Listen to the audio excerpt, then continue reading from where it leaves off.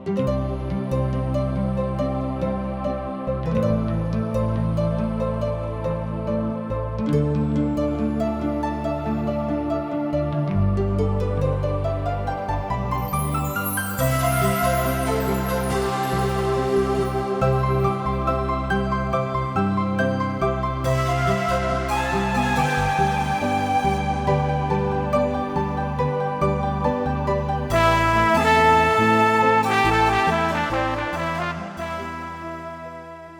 मनुष्य के जिंदगी पाप के कारण तरह तरह की विपत, उलझन और अशांति में पड़ के सही रास्ता से भटक गईल बा। ओके पता नहीं खे कि सही रास्ता का ह। इहे बतावे बदे जिंदगी की राह कार्यक्रम प्रस्तुत करता कि हर आदमी जिंदगी का उद्देश्य समझ के सही रास्ता पर आगे बढ़ सके, जौना से ओकर मेल मिलाप परमेश्वर से हो जाए। ई कार्यक्रम बाइबल की विधिवत अध्ययन पर आधारित बा। कृपा करके एक कार्यक्रम के देखी और सुनी ताकि परमेश्वर आपकी जिंदगी का रास्ता बतावे वाला ठहरस।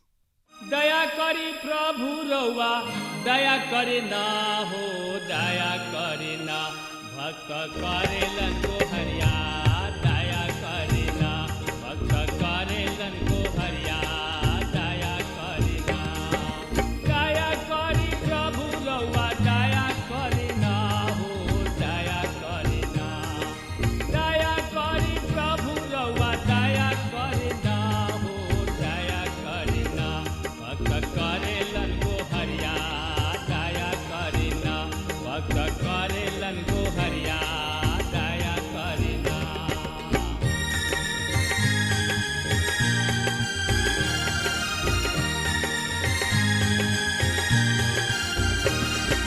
दया करी कृष्ण रउआ, दया करे ना हो, दया करे ना।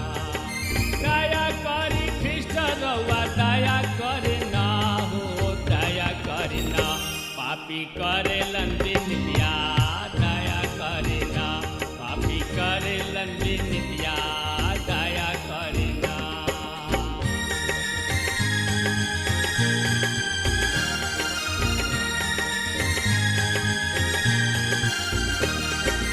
हाथ जोड़ी करी प्रभु शरण में सिसवा, दया करे ना।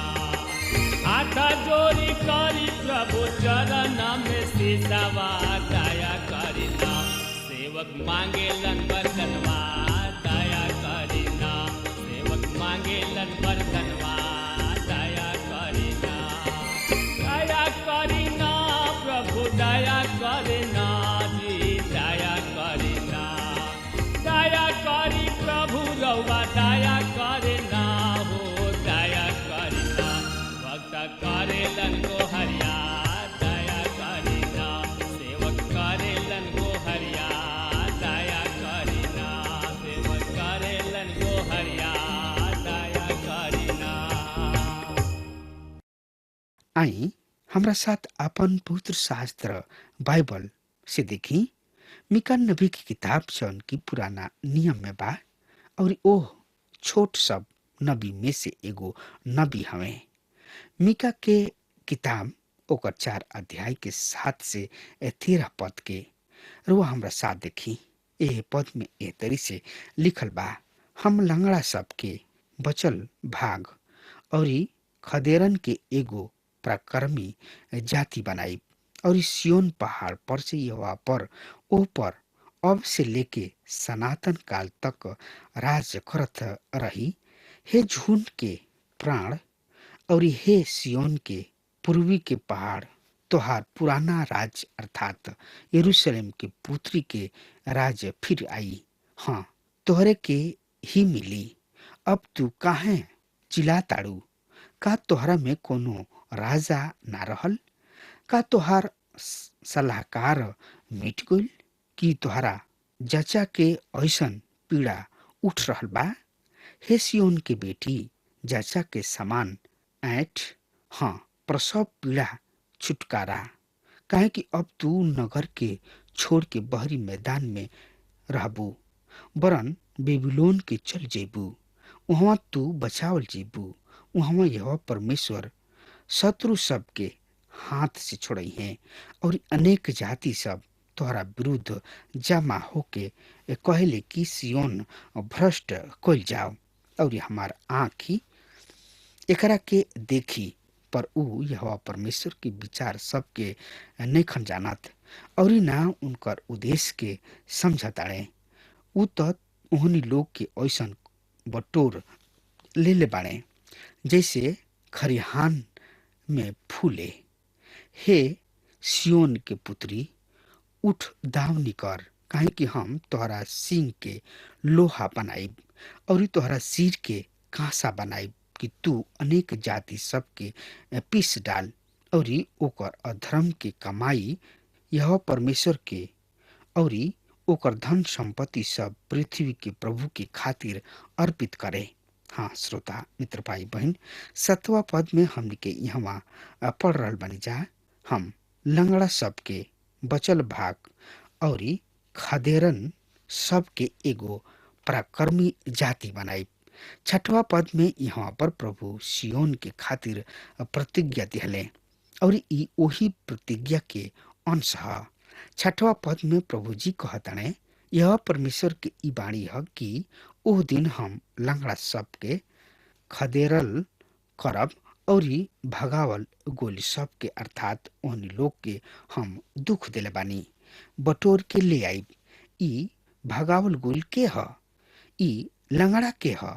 प्रिय श्रोता मित्र भाई बहन, ई भगावल गोल इसराइली हमें। ई इसराइली जाति के खातिर शब्द प्रयोग कल गुल बा और यहाँ 7 पद में ऊ कहताने कि हम लंगड़ा सबके बचावल भाग और भगावल यानी कि खदेरल गोयल के एगो पराक्रमी जाति बनाई और सियोन पहाड़ पर से यहोवा अब से लेके सनातन काल तक राज करत रही हैं। अब ए पद में हमनी के देखनी है जा कि सदैव एगो बचल भाग ही परमेश्वर के प्रति विश्वास जोग रहल बने। सब के सब इसराइली परमेश्वर के साथ विश्वास जोग ना रहल। हमनी के मिस्र से निकलत समय जंगल में देखले कि अधिकांश इसराइली लोग प्रतिमा पूजा करे लगले। बाल देवता के प्रतिमा बना के सोना के बछड़ा बना के वो उनका सामने नाचे लगले, उछले गावे कूदे लगले। पर बहुत थोड़ा सा लोग रहन जौन की परमेश्वर के साथ विश्वास जोग रहन। ओकरा पश्चात निर्जन प्रदेश में बहुत थोड़ा सा लोग जौन की परमेश्वर के साथ विश्वास जोग रहले। और एक बार फिर हम देखतानी कि एगो थोड़ा सा बच्चा भाग बा जौन की परमेश्वर के साथ विश्वास जोग रही हैं। सबसे पहले हम रुआ के बताऊनी कि जब वो मिस्र से छूट के अइले तो संपूर्ण पीढ़ी अविश्वास जोग निकलल और ऐसे केवल बच्चा जौन की 20 बरिस के कम उम्र के रहले प्रतिज्ञा के देश में प्रवेश कर सकले। ओह 20 बरिस से अधिक उम्र के लोग में केवल कालिब तथा यहोशू ही प्रतिज्ञा के देश में प्रवेश कर सकले, काहे कि वो परमेश्वर के साथ विश्वास जोग रहन। तब इलियाह के समय में केवल 7000 विश्वास जोग इसराइली रहन। अधिकांश इसराइली बाल देवता के पीछे पीछे चलत रहले। उ बाल देवता के उपासना करत रहले। इजाबेल से बियाह के कारण यह परमेश्वर के त्याग देले रहन और ये बाल देवता के पीछे हो ले रहन।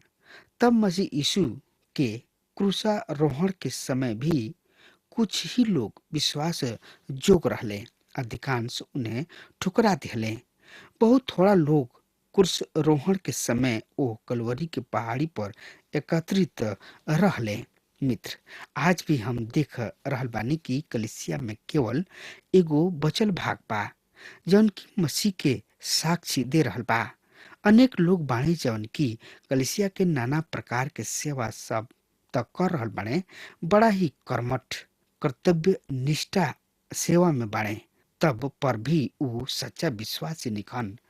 अधिकांश लोग त खुल के अविश्वास योग्यता के प्रकट करले, पर बहुत थोड़ा सा लोग बने जौन की अपना उद्धारकर्ता प्रभु यीशु मसीह के साथ विश्वास जोग बने।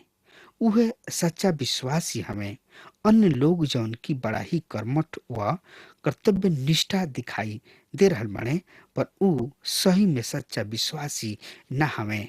ऊ स्वभाव से बढ़िया कार्यकर्ता न हमें, लेकिन ऊ वास्तविक रूप में न हमें। और यही तरी जहाँ तक इसराइल प्रजा के सवाल बा, आज इसराइल में विश्वासी सब के ही एगो बचल भाग ही सच्चा बा। सब इसराइली परमेश्वर के साथ विश्वास जोग न हमें। अब आखिरी पद के निकट भविष्य के ओर संकेत कर रहल बा। आई देखल जाओ 8वां पद से आगे हमने के देखल जाओ। हे झुंड के गढ़ और हे सियोन के पुत्री सब के पर्वत, तोहर पुराना राज जौन की अर्थात यरूशलेम की पुत्री के राज फिर आई। हाँ, तोहरे के ही मिली। अब तू काहे चिल्ला ताड़ू? का तोहरा में कोनो राजा ना रहल? का तोहार सलाहकार मिट गइल? कि तोहरा के जच्चा के जैसन पीड़ा उठ रहल बा? हे सियोन के बेटी, जच्चा के समान ऐठ। हाँ, सब पीड़ा से छटपटा, काहे कि अब तू नगर के छोड़ के बहरी मैदान में रहबू, वरन बेबीलोन के चली जही, जहाँ ऊ बचावल जही। वहाँ यहोवा परमेश्वर द्वारा शत्रु सबके हाथ से छोड़ई हैं। अब एह पद में हमने के अनेक बात के पढ़तनी जा। ई वचन बेबीलोन के बंधुआई के संदर्भ में बा। राजा नबूकदनेस्सर दक्षिण राज के बंधुआई में ले जाइ हैं। मीका ओह क्लेश के समय के तुलना प्रसव पीड़ा से करताणे और ऊ कहताणे, का तोहरा में कोनो राजा नइखे? तोहार कोनो सलाहकार नइखे? तोहरा जचा के ऐसन पीड़ा उठ रहल बिया? हे सियोन के बेटी, जच्चा के समान ऐठ। ऊ ओह क्लेश के समय के तुलना प्रसव पीड़ा से कर रहल बने। प्रसव पीड़ा संसार के सब पीड़ा से अधिक भयंकर और जोखिम भरल पीड़ा है, पर ई अस्थायी तथा थोड़ा समय खातिर होला और एकर परिणाम बढ़िया होला। एकरा परिणाम स्वरूप एगो नया जिंदगी इस संसार में आवेला। एकरा खातिर यहाँ जच्चा के जैसन पीड़ा के तुलना क्लेश और महाक्लेश से एकोल गुल बा, जौन की सियोन के बेटी अर्थात यरूशलेम पर आवे के बा। काहे कि ऊ अस्थायी समय होई, लंबा समय ना होई। ई पीड़ा थोड़ा समय के होई और ए तरी यहूदा के लोगन के पीड़ा गहन होई तथा थोड़ा समय के होई। मत्ती रचित सुसमाचार के 24वां अध्याय के 22 में प्रभु यीशु मसीह एकर पुष्टि करताणे और एकरा पुष्टि में ऊ कहताणे, यदि ऊ दिन कम ना कइल जाई त कोनो भी प्राणी जीवित ना बाजित। पर चुनल गोला के कारण ध्यान दही, पर चुनल गोला के कारण ऊ दिन कम कइल गुल बा। मित्र, उस समय केवल 7 वर्ष तक होई। क्लेश के समय, पीड़ा के समय 7 वर्ष के होई, 3.5 वर्ष के समय होई। तब ओकरा पश्चात स्वर्ण युग अर्थात 1000 वर्षीय राज्य स्थापित होई, जौन की हमनी के उद्धारकर्ता प्रभु यीशु मसीह के राज हुई। 10वां पद में हमनी के बतावल गइल बा, हे सियोन के बेटी, जजा के समान ऐठ। हाँ, प्रसव पीड़ा से छटपटा, काहे कि अब तू नगर के छोड़ के बहरी मैदान में रहबू, वरन बेबीलोन के चल जइबू। वहाँ तू बचावल जइहे। वहाँ केवल तोहरा के शत्रु सब के हाथ में से छोड़ई हैं। हाँ श्रोता मित्र भाई बहन, जब बेबीलोन के राजा यरूशलेम पर चढ़ाई करी हैं तो लोग नगर से भाग के खेत में जा लुकई हैं, पर वो वहाँ से भी उन्हीं लोग के बंधुआ बना के बेबीलोन ले जाइए, काहे कि वहाँ उदन त पई हैं पर जीवित रही हैं। और इस समय पूरा होखला पर वो फिर अपना देश में बसावल जी हैं। भजनकार भजन 107 के 12 पद में लिखताने कि कष्ट देके उनका दिल के नम्र कैलन। अब यहाँ परमेश्वर के दंड के साथ परमेश्वर के ऐसन योजना बा जन की उनका सब में बा। प्रभु परमेश्वर कहताने कि बेबीलोन के चल जाइ हैं। बेबीलोन के जाए के का तात्पर्य बा? परमेश्वर पिता वहाँ इसराइल प्रजा के दंड दी हैं और उन्हें पर प्रशिक्षित करी हैं। साथ ही बेबीलोन के राजा उनकर सुरक्षा के साधन बनई हैं और उ शत्रु सब से वहाँ सुरक्षित भी करई हैं। तब एह तरी से परमेश्वर अपना दंड के द्वारा दुगो उपदेश के पूरा करताणे। उ ओहनी लोग के सिखावत भी बाणे, प्रशिक्षित भी करताणे, साथ ही उनकर सुरक्षा भी बनावताणे। और भजनकार स्पष्ट करताणे कि उ कष्ट देके ओहनी लोग के दिल के नम्र कैलन। ओहनी लोग परमेश्वर के ओर से हठीला रहन, दुष्टता में बढ़ गुल रहन। इससे परमेश्वर के ई सब कुछ करे के पड़ल। ओहनी लोग के बेबीलोन के राजा के हाथ में देवे के पड़ल। परमेश्वर पिता आज भी अपना जन के दिल के कठोरता के विरुद्ध यही तरी ही करले। उ यही तरी से ओहनी लोग के ताड़ना दे के ओहनी लोग के दिल के कठोरता के दूर करेलन। इब्रानी के पत्री 12 अध्याय 10 पद में हमने के ए तरी से बतावल गइल बा। आई रुआ हमरा साथ देखी इब्रानी के पत्री 12 अध्याय के 5 से 10 पद। यहाँ ए तरी से लिखल गइल बा, और तू ओह उपदेश के तोहरा के पुत्र मान के दिहल गुल बा। भुला गुल बड़ा।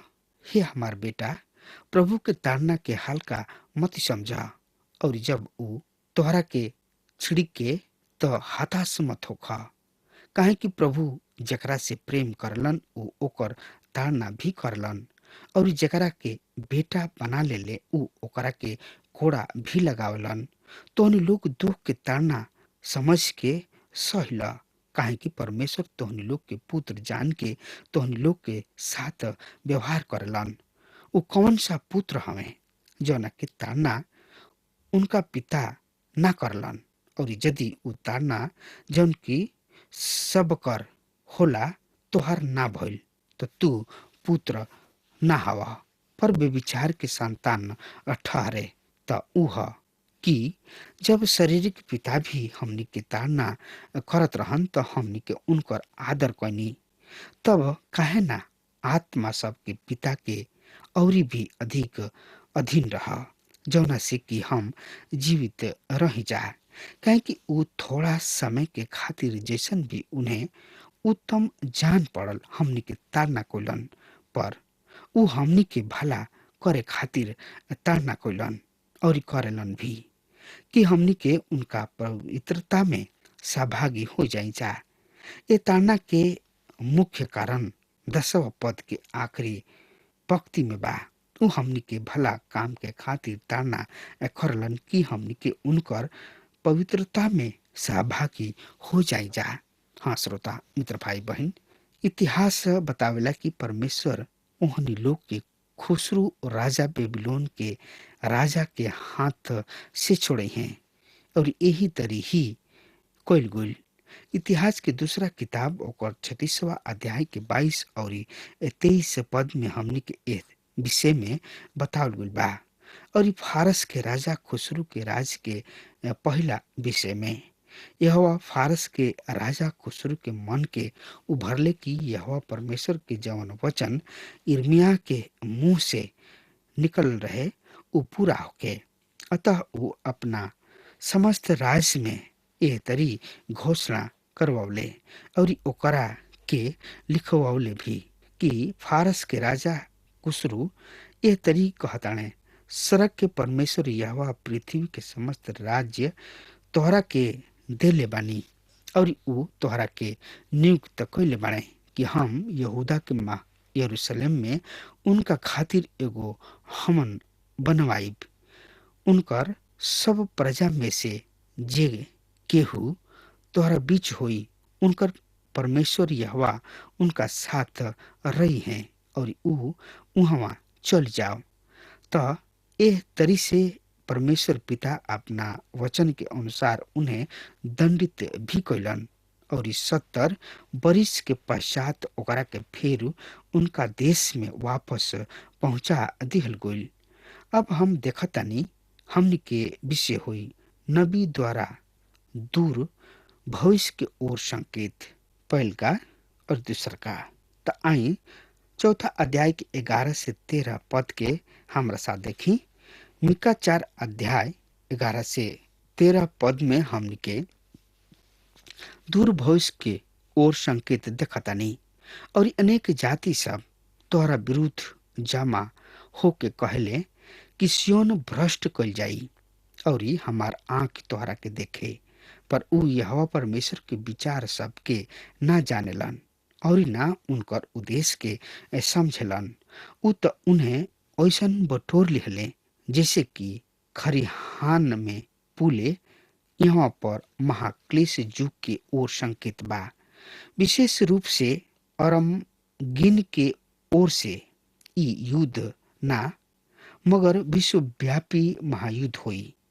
11वां पद में हम अनेक जाति सब के ये वाक्यांश के पढ़तानी और रहे वाक्यांश स्पष्ट करता कि मिका बेबीलोन के हमला के विषय में ना वरन कोनो अन्य घटना के ओर संकेत करता।